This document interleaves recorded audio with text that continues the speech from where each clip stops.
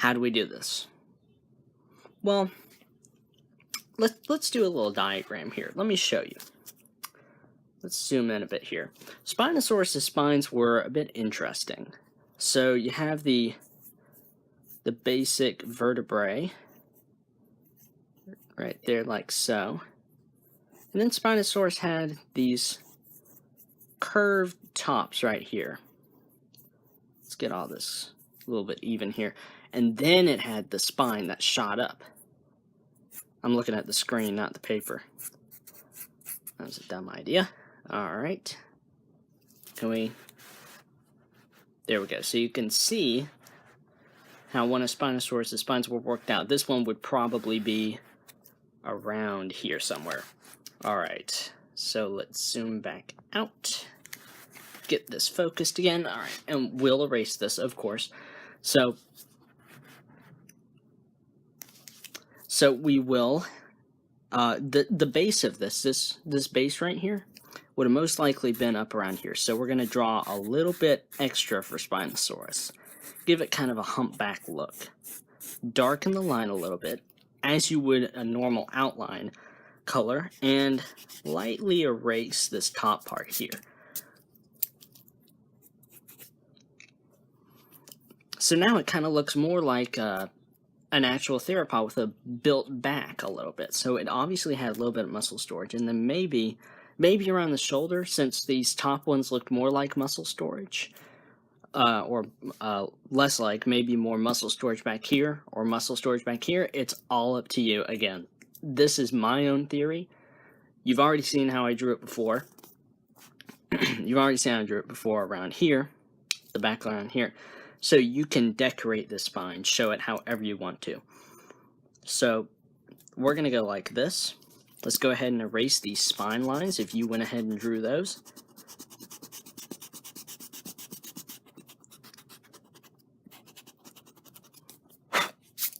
Then you can blow it off.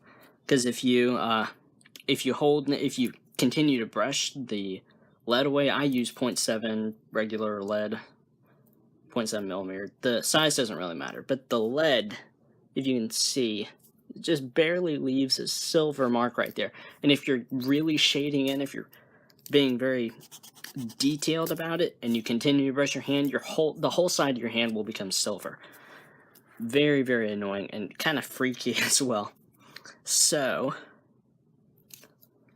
I say that a lot. Okay. And I say okay a lot. Let's just get on with it. Fine-tune some details. If you have some lines that don't really match up, then go ahead and color those in. Go ahead and separate the claw from the finger. Bring in the finger detail.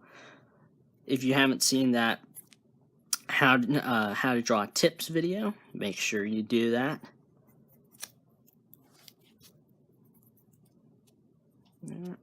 Okay. So yeah, with Spinosaurus, since we're able to see this claw very well detailed, let's do this. Let's draw a little line right there. Some dinosaurs, actually I think all dinosaur hand claws had this. It's a little vein that runs through the finger, through the claw, sorry. Let's shade the claw in a little bit, just to show a little bit more discrepancy between flesh and bone. Okay. Separate over here. Let's go ahead and kind of outline that third finger right there. Kind of draw a little bump, nothing too detailed. The palm, separation of the palm, kind of like so. Just kind of show that there. Separate the fingers a little bit, like regular fingers. You know, actually, I have another reference here. Hold on just a second, guys. This is a little thing that my grandfather gave me after one of his trips to the Amazon, I think. He just found this, and he gave one to me and one to my brother, and it's a caiman arm.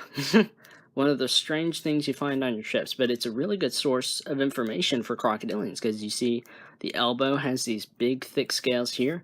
You can see that detailing in the fingers. Let's zoom in a little bit more. Yeah, okay, there we go. You can see it pretty good. So you can see how the claw works and the separation between flesh and bone. You can see that extra detailed finger scales just kind of fade away with the rest of the scales, or they just continue, or they get stronger, as in here. All three of those are present in this one. Smaller scales along here. And yeah, so you can use, if you, of course, if you got an alligator arm, you can use that as a reference. All right, back to the Spinosaurus. Back to the extinct animal. All right, so we can, it's safe to say, based on the arm we both just saw, we can detail the fingers a little bit, draw in some big claws, and since this is, since it's a thumb claw, kind of going like, I'm using the wrong hand, I don't know, kind of like this, and the thumb claw is here. You want to start the claws from a side view, oh my goodness, the claws, the scales from the side view, and then bring them up so they're facing you. Gives it that look that it's kind of curved. Then for the others, you just want to be a front view look. Meet them up with that big scale right there. Do a little bit of a zoom for y'all, just so you can see. And there. All right. Then from there, we'll just kind of fade them away a little bit. Like so. Kind of make it like that. Very, very good. All right. Let's draw a little bit of a line right there.